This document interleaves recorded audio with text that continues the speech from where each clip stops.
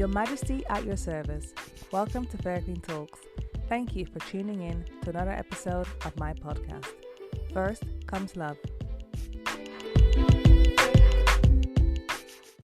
If you've gone to any shop recently, you can see all types of things for sale for Valentine's Day. It's so commercialized, but I absolutely love seeing the creative creations each year. 7 Valentine days ago, I went from single and ready to mingle to bay life and being committed in an exclusive relationship with my now husband. So each Valentine's Day brings me back to all the things that led me to take a leap of faith, declare my love, and desire to make things official. Last week, I told you that I wanted to share my thoughts on a nursery rhyme about love. So in today's episode, I'll be addressing the famous line, "First comes love." I will be taking you through my journey of what love means and why it's important to focus on love being a verb opposed to describing an emotion. What is romantic love? There are so many definitions for this, but I like how Kendra Cherry from Very Well Mind described it. She said, "Love is a set of emotions and behaviors categorized by intimacy, passion, and commitment. It involves care, closeness, protectiveness, attraction, affection, and trust. Love can vary in intensity and can change over time." This definition is one that is flexible and most people can agree with because there are so many studies about love, and I won't dedicate my time on this episode to delve into all types of theories, but I will share more about how I came to understand what romantic love is.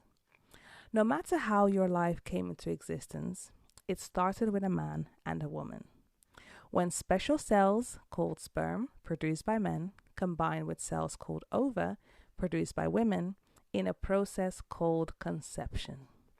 Growing up, I was under the impression that people who went through the conception process entered into it because they loved each other. Oh, how sweet. This is still the case for a lot of people. However, it is not the case for everyone.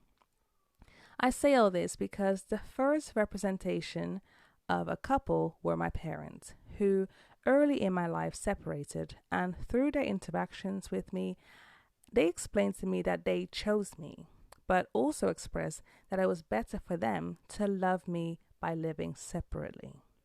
I quickly came to understand that love between a parent and child is separate from love between each parent. In my mind, I processed that at some point in their lives, they loved each other and then it ceased.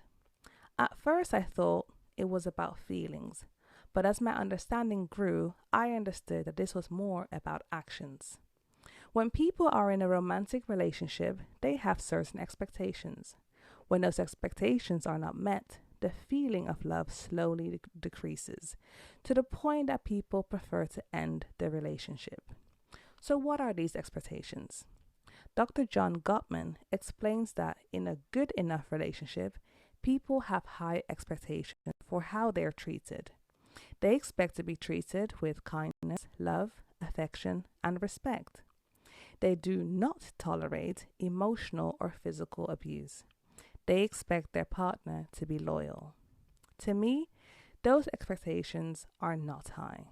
They are reasonable and well justified for people who enter into a romantic relationship. To be honest, to me, those are basic principles for a good and positive relationship. To me, when a romantic partner fails to treat their loved one with kindness, love, affection, respect, I would question why they insist on staying in that relationship. So the lesson I learned from my parents about love is that 1, we have to be able to distinguish all forms of relationships. 2, we need to set expectations in our relationships and set clear boundaries. And 3, our actions are more telling than our words. Moving forward a few years, when I became a teenager and started to have crushes on boys and started dating people, I thought I knew everything about love. I learned a few lessons along the way, and I will be sharing some tips from a space or a time where I was quite naive about love. And looking back, this is all the advice I can give you. So, one, when you develop feelings for someone, it can be one sided. When the feeling isn't mutual, respect the other person's decision. You're not always the other person's type, and not everyone is for you. Two, if you have to sneak behind your parents' back or have a secret relationship with someone, you need to reconsider the choices you are making. What's done in the dark will come to light. If your choices in love are good and bring real value in your life, it doesn't need to be hidden away. If you're having to hide your relationship, ask yourself the question, am I ashamed of the person I love? What will happen if I make it public? 9 times out of 10, secret relationships end in disaster. Save yourself the trouble, and if the love is real, wait for the time where you can be in public and share it with your family and friends. 3. Just because someone likes you or proclaims to love you, you don't need to accept it. Don't fall in the trap of seeking validation of being worthy of love because someone else is interested in you. Don't settle or accept a request of love from someone because they want you. Make sure that you accept requests from individuals you would have picked yourself. 4. Mr. or Mrs. Right Now is not going to contribute to your future in a meaningful way. Don't waste your time on someone who feels good for now, but you have no intention of building a future with. You will only hurt the other person, waste their time, feelings, and destroy their perception of love. And the longer you will hang in there, you will grow feelings for this person, and they won't be feelings of genuine love. It's nice to be loved by someone with a good heart, but it's wrong to accept sincere and deep love from someone that you don't consider a long-term person. And 5. Multi-date. It's exhausting to be in the wrong relationship. Have fun and get to know people you think you have a crush on. Take the time to understand who they are as a person and what their dreams and ambitions are. Consider to be exclusive if your current and future self aligns with this person, current and future self. When you take the time to know each other as people, you will know whether they can commit to you in the way that you want to commit to them. Wow, that was a lot. I was young and dumb and have made my share of mistakes in love because I was gullible and didn't truly allow myself to love me for who I was. Which brings me to this point. The reason I was ready to love 7 Valentine's Days ago was because I went through a journey of self-reflection and really loving myself. By the time I entered into my womanhood, age 21, I was a person who had overcome a lot of trauma and forgiven others and asked for forgiveness to God for not seeing myself as He sees me. Without sounding preachy, I truly believe that everyone, regardless of how you enter this world, was created with a purpose. When we let go of the circumstances we have had to live with and embrace our purpose in life, we can look to the future without pain. I know that I am loved by my Creator, and I deserve to be loved by someone who recognizes this. When I was 21, I was open and ready for God to guide me in all areas of my life, including love. It wasn't soon after my birthday where my eyes could look into my husband's eyes at the time where he was a stranger and identify his good spirit. Because of our geographical distance, I was able to focus on building a friendship based on communication and have all those conversations needed before truly considering going on dates with someone.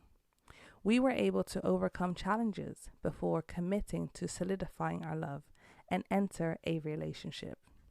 This may sound all too much, but I made a decision to no longer love from a wrong place. 7 Valentine's Days ago, I made a decision to commit to a person with whom I wanted to build a future. Yes, this may sound intense, but I was no longer willing to make continuous mistakes and was willing to learn from the lessons from my parents, my naivety before, and ultimately follow the promptings I had.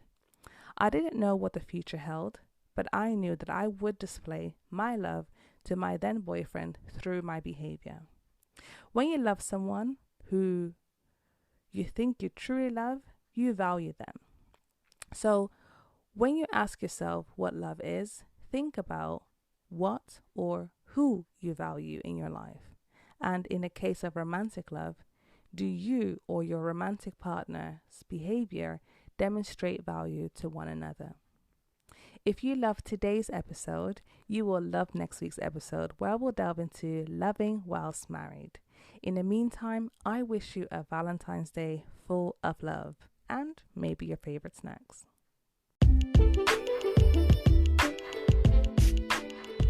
At the end of each episode, I address the queendom.